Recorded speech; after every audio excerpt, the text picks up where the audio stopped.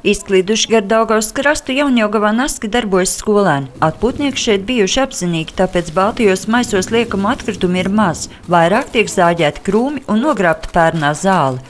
Šī talka jau būtībā ir, lai padarītu skaistāku vidi. Un tā kā te tie kārkli un brikšņi tomēr ir jāizzāģē, lai pavērtos skaists skats uz Daugavu.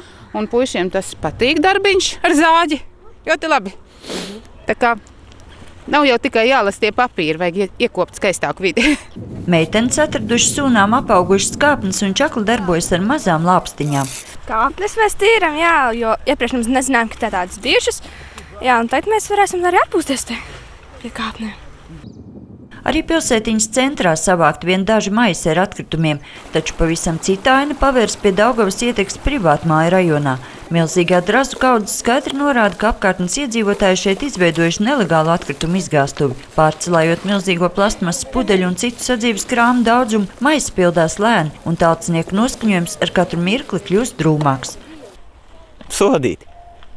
Cik bargi? Tā, lai vairs nemestu. Un cik tad vajadzētu, cik jābūt tam ciparam lielam, lai vairs nemest, jūsuprāt? Nē, nedomāju, ka ar naudu. Lai pašai nāk un savāc vienkārši.